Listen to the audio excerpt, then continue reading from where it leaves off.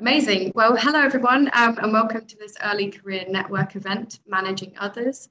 This event is a joint event between the Institution of Environmental Sciences and the Remediation Society, and it's been organised for our early career professional networks. The workshop will be delivered by CAPE, which was created to solve the people management puzzle of supporting managers to feel equipped, enabled, and empowered to carry out their roles. This workshop is for anyone thinking about or embarking on their first move into managing others, so early line management and or project management. And the workshop will explore some of the common challenges people experience and what personal development is really useful to focus on. The facilitators, who I'll introduce in a minute, will share some of their research from senior managers and what they know now that they wish they knew when they first started managing others. We're really delighted today to be joined by two facilitators, Naomi Reagan, a performance-driven coach and facilitator, and Lindsay Kitching, an accredited coach and facilitator with a passion for human-centered leadership. Thank you so much for joining us today, all the participants, and thanks to our facilitators. I'll hand over to you now to begin. Thank you, Ethne, and welcome everybody. It's great to have so many of you here with us today. So first things first, we are going to be with you for about an hour and 15 minutes today, and as Ethne said, exploring everything around managing people. And that could be whether it's direct line management, it could be working with somebody as part of a project, internal or external. So when we talk about everything today, think about it in a general sense of working with others where you might need to take the lead. So first of all, we've got Zoom as our platform that we're using today. So we would love to see your faces if possible. So please do switch on cameras if you feel able to, and please do use all of the Zoom functionality. So if you hear something that really resonates, give us a thumbs up. Shocked faces if you're surprised by something or if you love something, and put in the chat any questions, any comments, because this is really about starting the conversation today around what it's like to manage others, the good, the bad, the ugly, and everything in between. So loving seeing some faces come in and being brave. Everybody, other people, it'll be really lovely to see faces and talk to actual people. Great, thank you. Everybody. So I'm Lindsay Kitching, and as Ethne said, your co-host is Naomi Reagan, and we're co-founders of CAPE, and we really wanted to do something that reflected our early experiences of managing people when we were in management roles in infrastructure and real estate, some sort of 15 odd years ago when we first started managing people. And now, as Ethne said, we're leadership and career coaches, and we work with people across all different sectors, but still a lot in our our own sectors of infrastructure and real estate as well. And so what we're going to be doing throughout this webinar is sharing some research that we did off the back of this. But before we jump into the research and get into the detail, we just want to share with you a bit about our early experiences of being people managers, working in a similar industry to the one that you people do as well. So Naomi, do you want to do a little intro and talk about your first experiences of managing others? Yeah, absolutely. So I still say I am an engineer by trade. I was also young brownfield, even if I can say it, professional. So I know we've got two. There might be others on this call. Shout out if they're there. But I know from my really early career that I still do. I love delivering. I love kind of getting stuck in. I love seeing my actions turn into tangible results.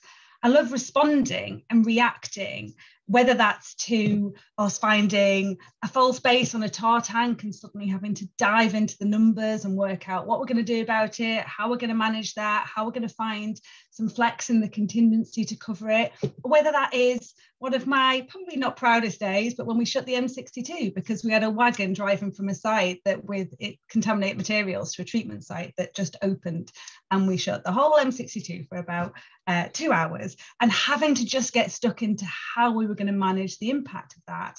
Whatever it is, I used to love that part of my role, and I was recognized for that as well, you know, actually getting rewarded and recognized for making those tangible impacts. And then I remember really clearly being asked to step up and manage others. So I'd spent quite a lot of time, as many of you I'm sure do, managing projects on site, managing contractors and subcontractors. And then I was given the opportunity to manage a team. So brilliant, that's what you do, don't you? You kind of take that next step. And I remember the impact that had on me and how much I struggled with that, how much I hadn't really been prepared for some of the challenges around really thinking about how I add value. How do I now show what I'm delivering if I'm delivering through others? How do I empower, this word which is bounded around a lot? How do I delegate in a way that supports but doesn't get stuck into the detail, when I love getting stuck into the detail?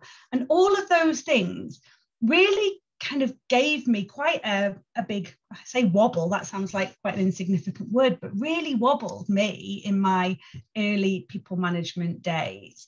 And it took quite a lot of time to really think about how I needed to reconsider the value that I added, how I needed to think about what that looked like now.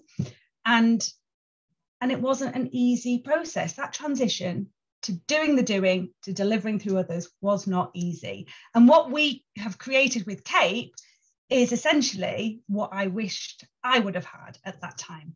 So that's a little bit about me and my early management career, I suppose. Lynn, do you want to add to that? Yeah, thanks, Naomi. So yeah, I'm a chartered surveyor and worked in infrastructure for 15 plus years, and started as a graduate, worked with lots of people around me, and in a similar way, somebody said, oh, you're great at doing what you do, so here's a team, be good at doing that. And for me, it was actually, you know, these people that had been my friends that I'd sort of grown up with through that graduate phase. Then I was suddenly having to step into the boss space, and that felt a bit awkward. Well, how do I tell these people what to do when, you know, we were, you know, working on a sort of an even level? Plus as well, you know, well, what am I meant to shift or change in terms of the way that I work with people? And people talk about leadership approaches and what's your leadership style. And then at one point I had a senior director in the business say to me, well, you're too nice to be a leader, you're too nice to do this. And I was like, well, what does that mean? That I have to turn into somebody that I'm not? I have to start being angry and swearing to get the job done? And I'd never done that when I was out on site with people. I'd always managed to, you know, to work with people in a, you know, in a collaborative way through being myself. But now I've got a team. Should I be somebody else? What is management 101 and how do I embody it? So like Naomi said, you know, there wasn't really the support there at that time when I made that transition. It felt quite lonely. It felt like you couldn't say much to your boss because you wanted to be quite, you know, confident in what you were doing and the people around you as well. So we decided to explore with other people whether they felt this way too. We're like, are we alone in this? Was it something that we experienced, or do others? So we set out to do some research, and we did in-depth interviews with over 30 people managers to ask them some questions around what it was like for them. And that's where you've got a glimpse of our report there on the screen, People Management Remembering the First Time. And we're going to explore some of the key things now as this first part of the webinar. And then we are going to hand over to you guys to get into pairs. We're going to do a random room generator to explore some of the things for you based upon what we share here. So to kick us off. Yeah, so before we get into that and before we think about what came out of our research, let's just consider why this even matters. Why do we even need to talk about this? Why does the role of a people manager matter and have an impact? So let's look at the research and what it tells us, the broader research. And there is so many stats out there around how important line managers are, people managers are. So one of the stats there, 75% of people leave jobs because of a bad manager. It's not always about kind of the salary or the benefits that people get. If they're not supported and they don't have a manager that they feel is supporting their development, is helping them to succeed, is empowering them, then that is a reason that people choose to leave. That 60% of new managers underperform in their first 2 years. So again, a bit like the examples that Lindsay and I gave, that transition from being somebody who delivers to somebody who has to then deliver through others is a really difficult step. And often in organizations, the budgets and the training that's offered is for people who are maybe higher up in their careers. That first role means that 60% of people who transition underperform. That's a staggering number. Only 40% of managers actually received any training at all. And that's before we talk about whether the training that people receive is effective. The stats that talk about how much people remember, 60% of what you remember, of what you're taught, you forget the minute that you walk out of the room, and that's probably underestimating it. And then when we think about SMEs rather than corporates, so we might have 40% in larger organizations. When we think about some small and medium enterprises, SMEs, that the percentage that receive people management training drops to 26%. And a stat that's not on here that I think really underpins all of this is that 70% of a team's engagement is linked to the effectiveness of a line manager. So if we just think about that for a second, how effective a line manager is or isn't accounts for 70% of a team's engagement. And a team's engagement drives individual motivation and employee satisfaction, but it also drives bottom line business performance. So this role, and especially at that early stage, is so significant and so important, both for the individual, but for the organisation as well. And I think Lindsay said at the beginning, but just to reiterate, we're going to go into doing some more interactive stuff, but please, if there's any questions, any comments that you've got as we're going through, pop them into chat and we'll pick them up as we walk through the rest of the slides. Okay, so that's the scene, that's us. That's what we've done, and that's why we've done it and why it's important that we talk about it. Let's just think about asking you this question. So I'm going to launch a poll now, and it's going to ask you how you feel about managing people. And as Lindsay said, this isn't just directly, it might be on projects, it might be kind of contractors, whatever it is, managing other people. How do you feel about it? So let me launch this poll. If you've connected through a browser, you may not be able to see it. So I'll just read it out and you can pop it into the chat if you can't see the poll. A walk in the park. Challenging but rewarding. A struggle, and it's had a big impact on me. Awful, I don't feel confident at all. Or 3 or below, I don't want to do it at all if I don't have to. So I'm just going to pause a second, let you do that, and then we'll have a look at your results in a moment. Interesting, and it is completely anonymous, the polls. Fab. Just a couple of people, and then we've got 100%, which is brilliant.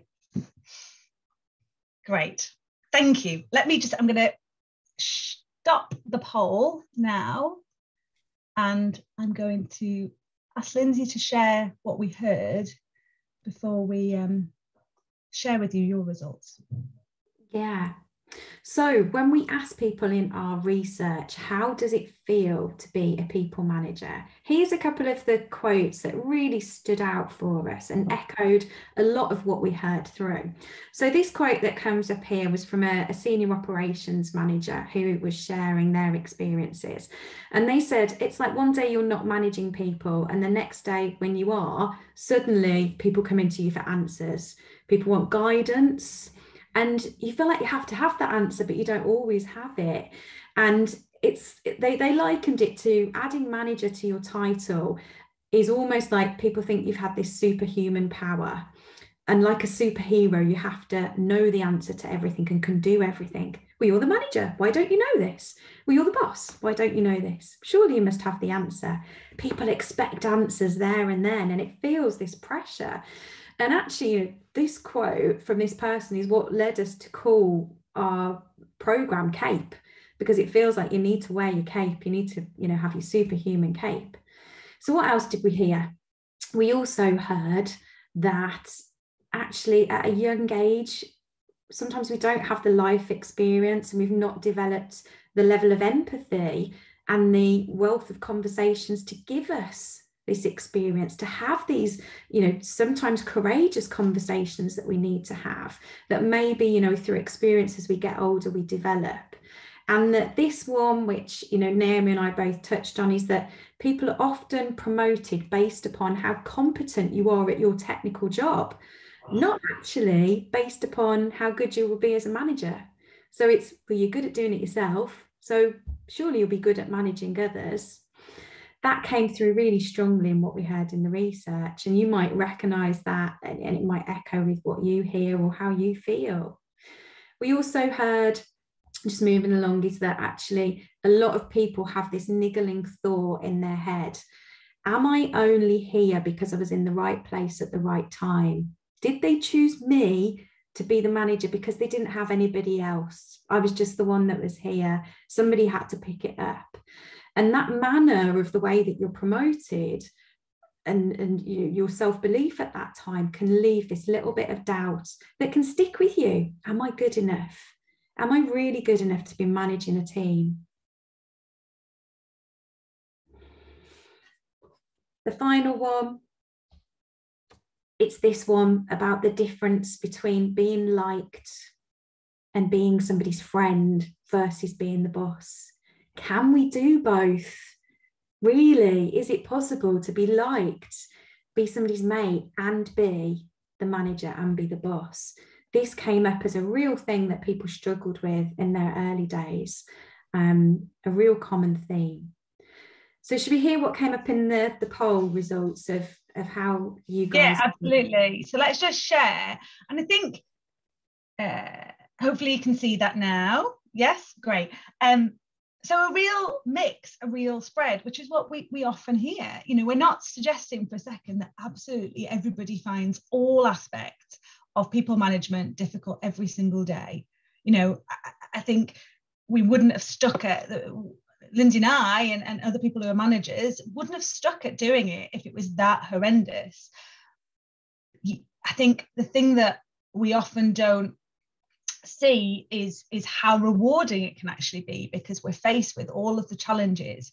As much as I led at the beginning with stories around how much I struggled and how much it impacted me, what I didn't actually say at that point is, once I was able to find my way and feel more comfortable in who I was as a manager, what my role needed to be, how I could support and empower, which took some time. Once I got to that place, it was probably the most rewarding part of my career today, supporting people to grow, to develop, seeing people who come in at a very junior level and enabling them to then go on and get promotions and deliver really fantastic things was so rewarding for me. So that challenging, rewarding comes up as the highest percentage here. So there's that kind of double-edged sword to this role often. A couple of you, fantastic, a walk in the park. Please, we'd love to hear how you do it, and also, what your secret is. A struggle, and it's had a big impact on me, is the second highest. And we hear that a lot. And I think the important thing here is we're not just talking about the workplace, because we're whole people. We can't just cut ourselves in half and go, okay, I'll close the door on work, therefore I go back and that's all left. It isn't. It kind of spreads. And I know from my own experiences, in those first few months, it impacted me outside of work as well. It really made me feel quite, it impacted my well-being and made me feel quite insecure outside of work as well as in work too, when I doubted myself as effective in my role. And one of you, or 4% there, actually really don't feel confident. So a real spread, and that's what we hear really often. Okay, so let me move us on. Sorry, I'm going to stop sharing. Yeah, so as Naomi said there, it's our aim and what we hear people say is that I wish that I could enjoy managing others more earlier on. And I think that's where recognizing that it's challenging, but actually the reward that you get is really important. So let's do a little twist now into, well, actually, to be a great people manager, what are the characteristics that we need to have? So if you're able to, just pop in the chat the main or your top number one characteristic that you think is really important for you, for people managers. So, it might be thinking about people who manage you at the moment. What's the characteristic that you most want to see from them? The quality, the strength. Just pop that in the chat. Lovely. Great. Through. Patience, approachable, empathy, understanding, being available, understanding. So we've got some themes coming through. Confidence, being able to understand strengths and weaknesses, reassurance. Great. Being able to action, communicate, know their own limitations. Lovely. Yeah. On your side, supportive, can adapt their management style. Great. Lots of what we're hearing there are things that people might often term, we don't like the term soft skills, prefer to call them human skills, because when we're at work, we're humans. We interact with people at a human level, and all of the things that I'm seeing coming up there are those really human skills around having your back, supporting you, having empathy.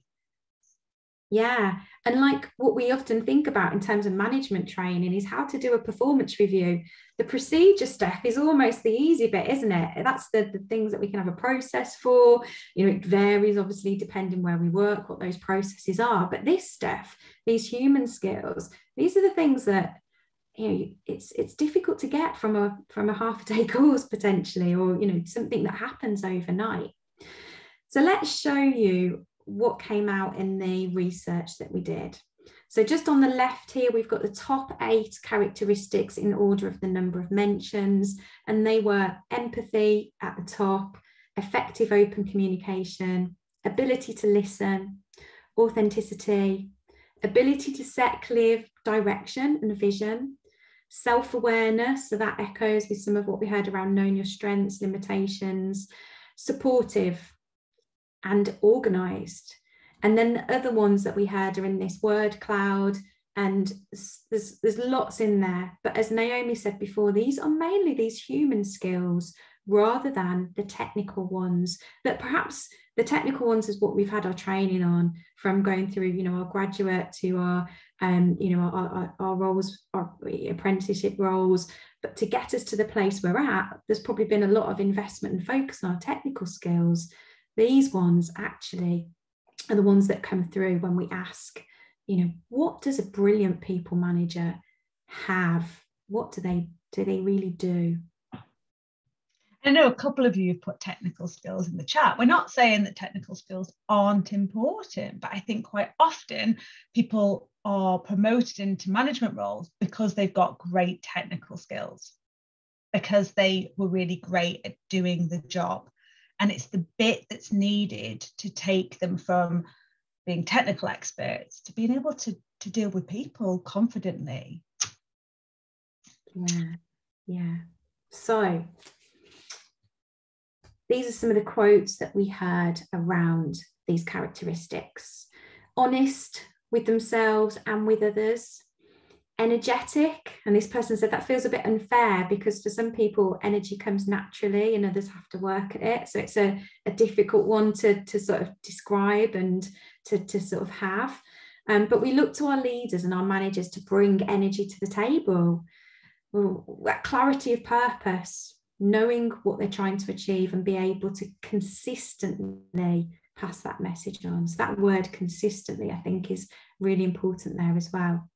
And then the other one that we've selected to share with you here is that a manager listens to your opinions and your point of view and doesn't act on impulse. As we heard in the chat, somebody who is approachable. And this person shared, I've had lots of experiences where you don't knock on somebody's door unless it's really necessary. I think you should be able to approach any manager within the business and be able to openly talk to them about whatever problems and issues you've got, whether that is something trivial or whether that's a pressing issue. So that approachability, that, you know, availability, not feeling like you're taking up somebody's time and that you can't speak up and speak out when you need to. So lots there. No wonder being a manager, you know, can feel overwhelming, and it's not easy. It's not something that we can just switch on. When you think about the characteristics that we expect from a great people manager. And they're not the things that people are selected for managerial roles for as well. So that's where that kind of imbalance comes. So it's tough and it's overwhelming. But what helps us to learn? So let's just ask you again, what really helps you to learn? And that might be, you know, as a manager of people or as a manager of contractors, it might be just in your development generally. Which one of these, I'm going to launch in this second poll now, has the greatest impact for you or for your colleagues?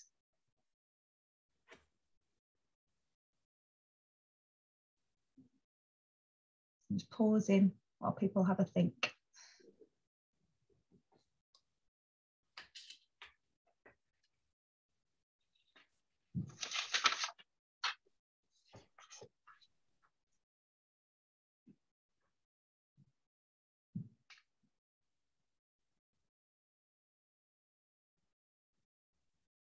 Great, I think we're there.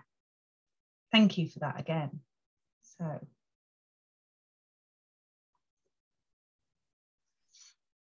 not a surprise. Learning on the job. Those of you who've come across the 70-20-10 rule of training, so 10% should be in that formal classroom setting. 20 should be more informal through things like mentoring, but actually that 70% should be through on-the-job learning. And that's where it comes through strongly from you guys as well, that where you learn most effectively is by the doing, by putting it into practice, by getting it wrong sometimes as well. I think often as a people manager, there's that fear of, if I get it wrong, I don't just get it wrong for me, I get it wrong for other people too. But you know, we can probably all relate to the fact that we learn some of the biggest lessons for maybe not getting it right first time. So learning on the job, coaching and mentoring. And I will say for me, and the thing that really changed how I looked at myself as a people manager was being able to access some coaching, to be able to have that space where it was really focused on me and how my brain works, to allow me to unpick what was causing me the biggest challenges and maybe rewrite some of the kind of beliefs that I had for myself around what it meant to be a manager. So, and peer network there as well. So no one said picking up a book and reading about what other people do. And online classroom learning, yeah, it has its place, but you learn the most when you're either learning through practice, through experience, or through coaching and mentoring. And that's very similar to what we heard as well, isn't it, Lindsay? Yeah. So we heard very similar. And this wheel, you read it clockwise. So we start with the 2% at the top, support from others.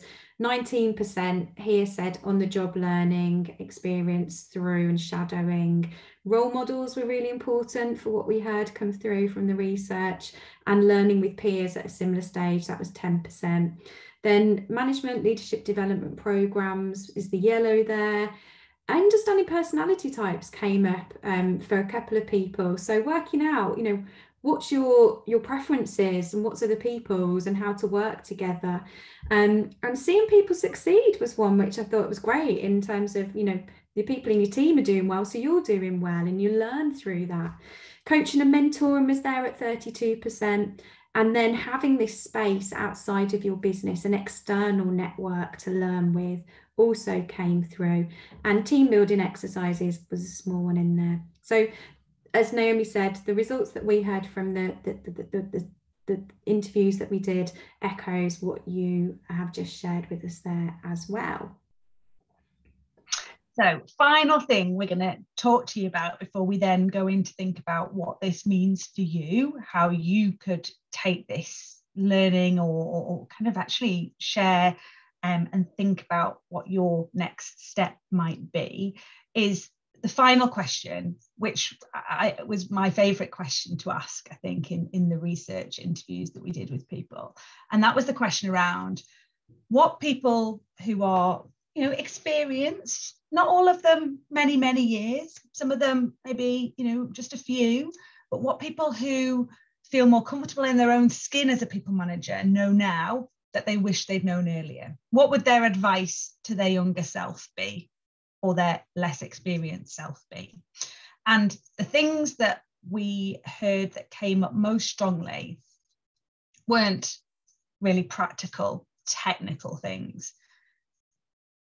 Authenticity, trust in your own abilities, self-belief. We haven't really talked about that hugely yet, but for us at CAPE, what underpins everything that we do is supporting people to develop their self-belief, their confidence in themselves, their confidence to trust their own instincts, their confidence to be aware of actually what might work for them, and to not feel as if you have to put on someone else's shoes to be a people manager.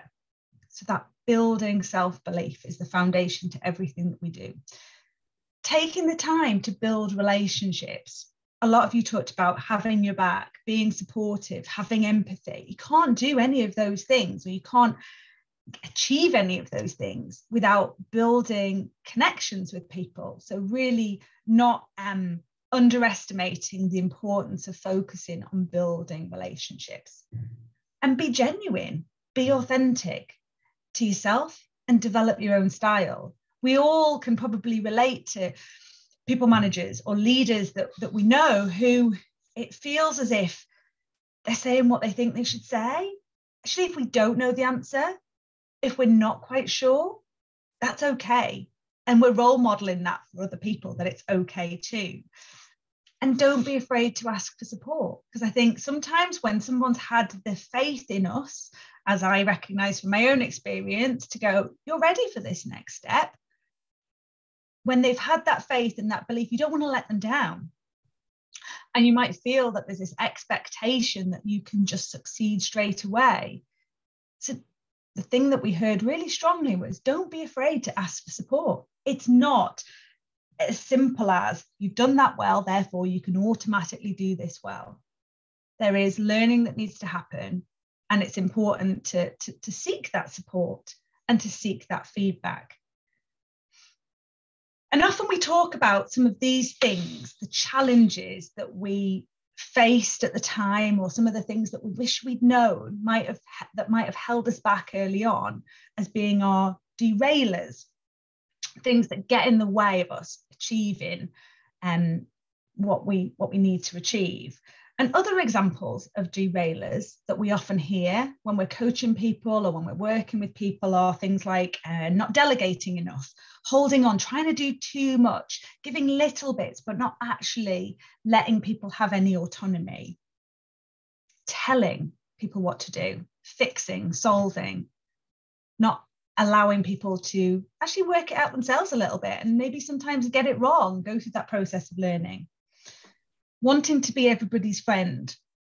Really, we all have a very human desire to want to feel liked, but sometimes that can get in the way of us having to make difficult decisions, or us having to have what might feel like really challenging conversations. So having that fear of not wanting to break a relationship, focusing on being a friend, can sometimes be a derailer. Not wanting to let go of the detail, let go of the control. actually therefore not being able to spend your time on the things that really matter. And like we've just said there, not feeling like you can ask for support or ask for help. So those derailers that these people and everybody that we interviewed felt were the things that if they'd known them earlier on, it might have stopped them having, some of the challenges that they faced. So we're going to look at that now, aren't we?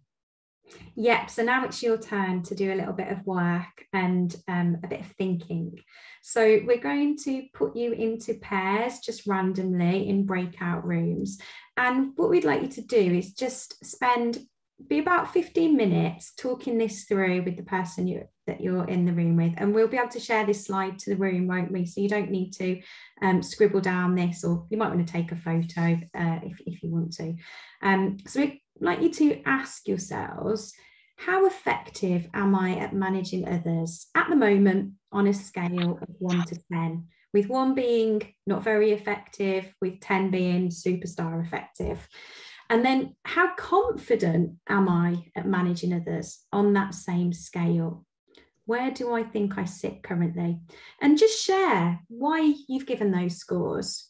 And then share, actually, where would you like to be in 12 to 4 months? So if you feel like you're about 5 at being effective and 4 at confident at the moment, do you want to be an 8 in 12 months, 24 months? What does that look like for you? What does that gap look like? And actually, what does the shift look like when you think about where you want to be? And then just building on what Naomi shared, what do you think your main derailer could be that stands in your way currently of being that brilliant people manager? Is it about having self-belief in yourself? Is it around not wanting to delegate and you don't want to lose control? Is it about wondering how you add value if everything is being done through your team? So just share with the other person, and maybe, ask the other person, what's your derailer? What really, do you think stands in your way? So there's a little bit of some coaching questions to each other here to help, really identify this. And then importantly, we'd like you to identify what's one thing you could do to either remove or reduce the impact of that derailer. What could it be that you could do? That could be that you work with a mentor on this, that you get some coaching, that you start to notice when this happens, and that you have a way of working around it. What might be the action that you will take, and who can support you with it? And then really importantly, how will you know that you've achieved it? So it's almost spending this time to really come away with something tangible that can help you just make that extra step in terms of being a brilliant people manager. We're almost asking you, aren't we, to predict the advice you would give to yourself in kind of 5 years' time. So spend a little bit of time on those first questions. What I would really like is for you to come away with one step, one thing that you're going to do differently to really try and manage, remove, reduce that derailer. Please shout if anybody isn't clear or has any questions on what we're asking you to do before I put you into breakout rooms. I can't see everyone's faces, but please do. Or give us a thumbs up if you're good with the challenge, and then we'll see how many thumbs come up as well. Some thumbs. Brilliant. I don't want anyone going into that breakout room going, what was it that they asked us to do? I don't really know. Tell us now if you're feeling like that. Okay, great. I'm taking that as being we're all good. So we're going to give you a bit of time to work with somebody, probably that you maybe haven't worked with before. Still doing pairs, Linz, yeah? Let's for do pairs. 15 minutes. I will share that slide in the room so that you know, everyone together. I've just seen, Emily's group there. Hi there. Nice to see you all. Tell you what I'm going to do. We've had right, sorry, I'm only pausing because a couple of people I think have just dropped off. So I want to make sure that some of you aren't going to be by yourselves. So if you go into a room and you find yourself by yourself, I will sort that very quickly. Yeah, I think we're good now. All right, I'll open the rooms. See you soon. Don't feel you turn the camera off as you come back. Nice to see you all. Hello, brilliant. Fantastic. Nearly, they've got, there we go, 1 second. Everyone's thrown back. If they were mid-sentence, they're all back now, Linz. Hi everyone, welcome back. So hopefully you found that a useful time. Would you, if you're able to do, just put in the chat what your action might be, just a couple of words to describe what your action might be that you're taking away. And as you're doing that, I just encourage you to capture this action somewhere. So, you know, maybe if you are, you know, a fan of post-it notes like me, put it on a post-it note, put it somewhere where you will see it and remember it. If you have a development plan, and I hope everybody does have a development plan of some sort, put it in your development plan. Share it with your line manager now. Talk about, right, this is something I really want to work on. Can you support me? Can you help me? So capture that action. Think about who's going to help you with it. Think about how you're going to know when you've achieved it. So let's have a look what's coming through. What have we got, Naomi? Yeah, so having more confidence in my abilities and delegating. So that confidence, speaking to more people about their experiences as managers and learning from their mistakes, and also maybe learn from your own, because make some. It's good to make some, isn't it? Accepting that it's okay to make mistakes. Yeah, and it's all, one of the discussions we were having as you were in the breakout room was often we feel that as people managers, we should know all the answers, and that suddenly, you know, we should know how to deal with people. I remember saying to somebody who was more experienced and older than me, how can I be the best manager for you? Because you know way more than me about the technical stuff. So what's going to work for you, rather than feeling like I have to know how to manage people. You don't. You can ask people what they need. Confidence again, that my way isn't necessarily their way. Yeah, we were talking again as well about the fact that we've all had managers who, you know, that when you send something in, they're going to just rewrite it. And when you know that, you are nowhere near as invested in what you're delivering, because, you know, whatever I do, so you're kind of not fully accountable. So knowing that people do things differently, that's okay. Trusting in my own intuition, integrity and ability. Yeah, there's not one way to do this. The best way is your way, because otherwise it won't come across as genuine. Talking to others regarding imposter syndrome.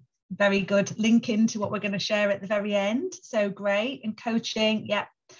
Building more support. I think one of the things that we find within our CAPE program is that we create opportunities for people to come together and actually say, I'm finding this difficult. And they go, me too. Really? Oh, okay. I thought it was just me. That bit about sharing and normalizing some of the challenges, trusting in decisions, focusing on the high level objectives. Yeah, those big rocks. If anybody's come across productivity tools, the idea of really understanding what your big rocks are and focusing on those and not getting caught up in the sand and the detail. Knowing limitations. Yeah, you don't need to know everything. Absolutely. And it's okay. And if we say that we don't know something, we're role modeling to other people that it's okay for them not to know everything as well. Yeah, fantastic. Right. It's worth just saying, so imposter syndrome that somebody had mentioned there, it links to what we're talking about in our little breakout room as well, is that sometimes it could be through things that other people have said, or your things that have happened in your background growing up, or it could be that you feel you're too young to be doing the job that you're doing because others have said this, or it could be because you're a different gender or race or anything that could have these little sort of, you know, voices in your head.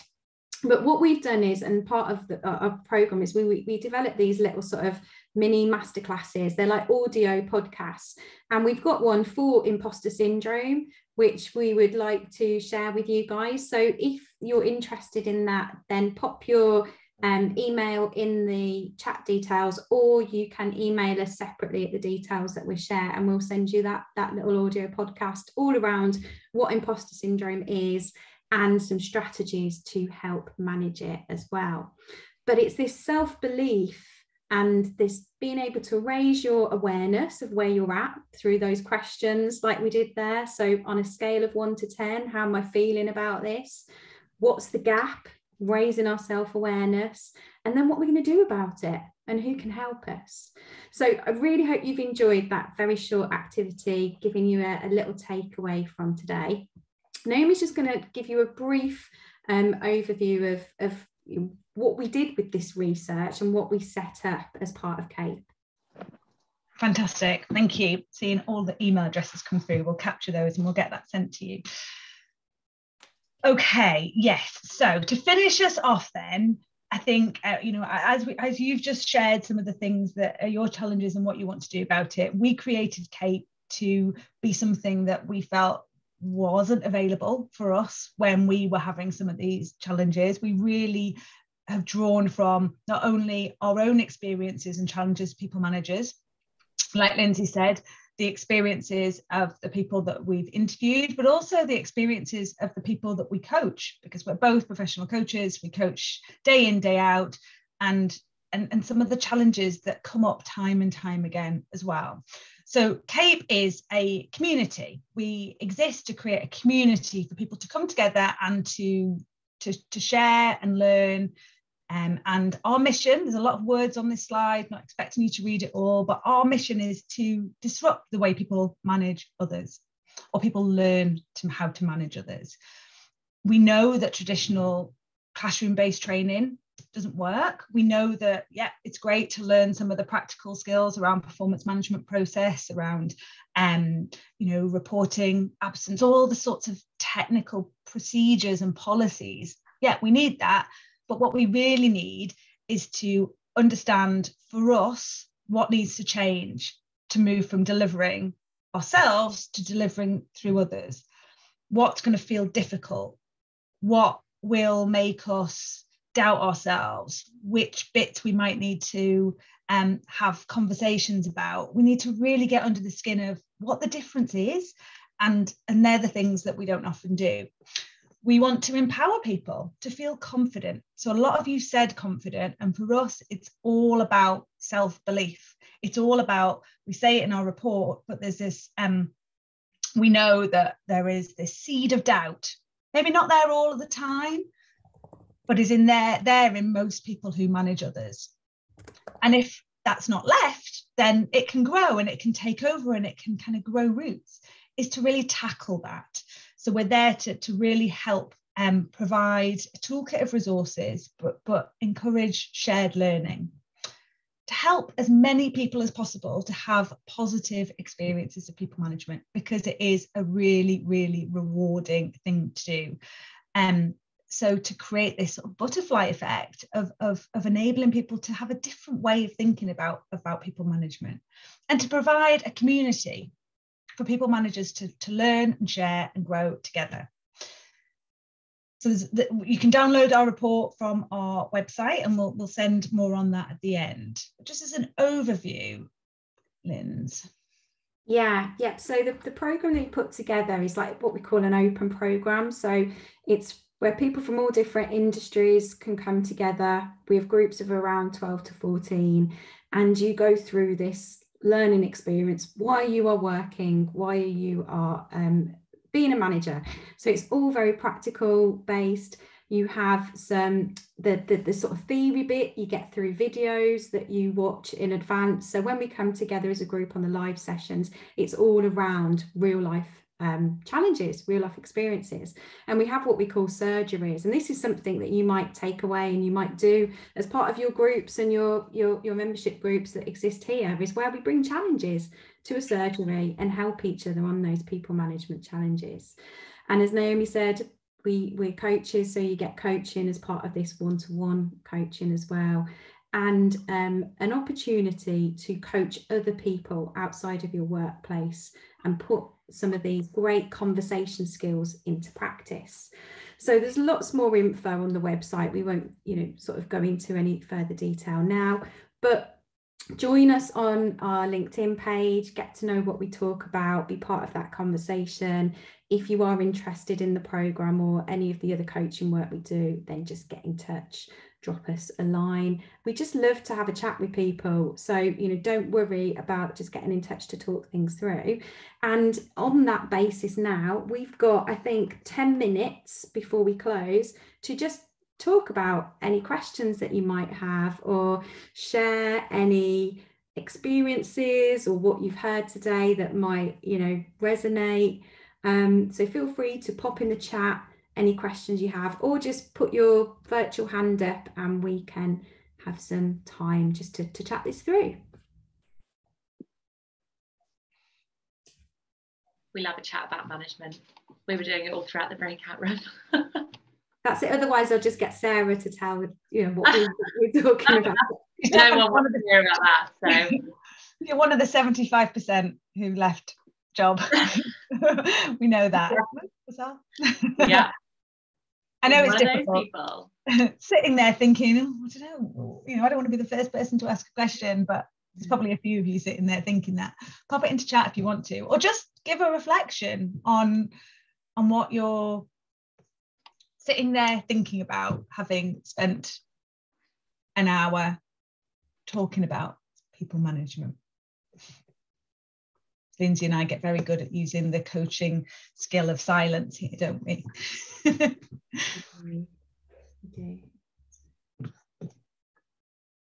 Yeah, well, okay, I guess I'll go first then. Thank you, Mark. Yeah, so it's definitely like having not been a manager like formally before. Like, I think it's definitely good that I'm doing this at the start of my training. Now my last doing so is like at my last firm, like I was told for 6 years that I was for the 6 years I was there that I was not capable of ever becoming senior grade. And certainly what you said, and I've only ever worked for SMEs, and what you said about the lack of management training, I think there were 4 people who got promoted ahead of me. Only one of them went through management training, and he ended up being a good manager. The other 3, two of them were very questionable as to whether they were very good managers at all. And unfortunately, I ended up having to leave that company in order to further progress my career. But I've just joined this company here, CGL, and they obviously show a lot of faith in me, and show a lot of faith in me. But as a result of the legacy of this, is like I get very bad imposter syndrome. Yeah, it's probably like the least motivating feedback that you can ever. It's because it stays with you, that narrative. Like Lindsay said, the one about being too nice, and you know, we've all had feedback that's kind of just stayed and kind of niggles, doesn't it? So thank you for sharing.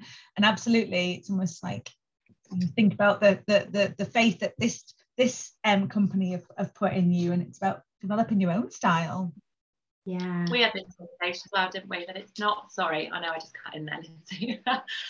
It's not always about you, it's other people's sometimes expectations you'll never fulfill, and taking on other people's perceptions and maybe their own insecurities that they then deflect onto somebody else is very difficult to understand. But it when you're moving on to a new opportunity, I did the same. I left my job because of my manager, one of my first jobs, and it's trying to just, you're at a new place now, so kind of try and take it with the bull by the horns, as they say, and just try not to let other people's insecurities, and maybe, like, you know, they're nervous about being a manager as well, and they're trying to pass that down, and so it's just about finding your style. yeah. Thanks, Sarah. Shall I pick up the question from Anton in the chat as well? So how does one get opportunities to become a manager? It sounds like one needs to be the most technical within the team. I think often that's what happens in practice, but I don't think that's necessarily the way that it has to happen. And I think so my my thoughts on this are, it's going to be different dependent on the organisation. They'll have different routes, different processes. Share with your own line manager that you have aspirations. Ask them about what opportunities there are to maybe build people management skills, because it doesn't necessarily have to be a team. It could be somebody who is a graduate or an intern or on a project, to actually build some of the skills and your own confidence in that. But put it out there. I'd like to learn some of these skills. I'd like to try it out to see what opportunities there are, because I don't think there is just one way. No, and I'd add, stuff that you do outside of work can really help develop skills as well. Being part of a team, coaching teams, doing voluntary work around, sort of helping, whether it's charities or community groups. All of those things come together to show and demonstrate those skills in action, to then be able to put them into practice in the workplace. Can I add something to that as well? Sorry, I know I'm butting in. But it's interesting, because the term manager can refer to so many different angles and cover so many different things. So it might, if you're a project manager, you don't have to be the most technical, because you'll have a technical specialist who will fill that role. So it's about knowing who the right people are for the right job. Definitely. So, if you're running a technical side of things, or you're running you're managing a technical team, then okay, you might need to have those technical skills. But actually, from a team management perspective or a project management perspective, it's just knowing who the right people are. And if people have technical questions, then referring them to the right people. Doesn't mean that you have to have the answer, but knowing somebody that would be able to have the answer is part of your role, but that I've found anyway. Yeah, and I think traditionally what happens is people get to a certain level technically, and it's sort of the next natural step. But I remember at our organisation, we were looking at different routes that people could kind of progress in technical roles without having to be a people manager. So I think it's very much about actually finding the right fit for you. Yeah, and just time for one final question that's come through in the chat around how do we manage people now remotely, when a lot of people work from home, or perhaps we're working just remotely anyway in terms of the teams that we work in. So again, I think it is around asking your team what they want. How would you like me to keep in touch with you? And how can we check on each other, and creating almost a drumbeat, a regularity of communication, so that they know that perhaps every Wednesday morning between 9 and 10 they can give you a call, jump on a Teams video call, and that space is there.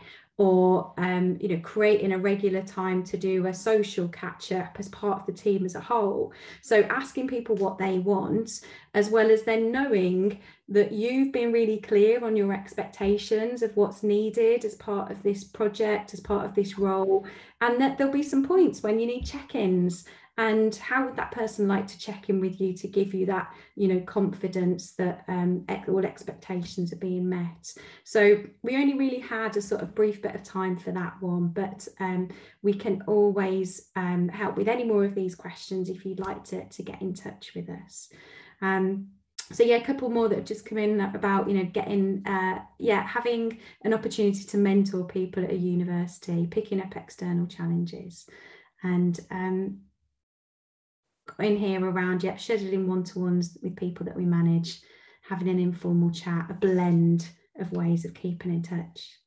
At Kate, we say it's all about having conversations. Actually, the most important part of people management is not assuming that people know what you're thinking or what you expect. It's really having those conversations. And when you're working remotely with people, it's even more important to have conversations about what do you expect, what's going to work for you, what's going to happen if I don't get the deliverable that I need, how do I check in, all those sorts of things. Have them early to save having challenges later. Yeah, so we're out of time. Thank you everybody for joining us today. Ethne, do you want to close the webinar?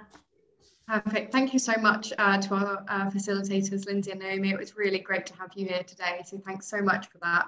And thank you to Sarah from RemSoc as well for helping to organise this event. And of course, thank you to all of you for coming and for getting so involved. It's been great to see you all today. I just wanted to highlight that the IES, if you're an IES member, please do take a look at our careers page on our website. We offer a number of careers related things such as CV, such as the CV clinic, helping put CVs together, as well as our mentoring service.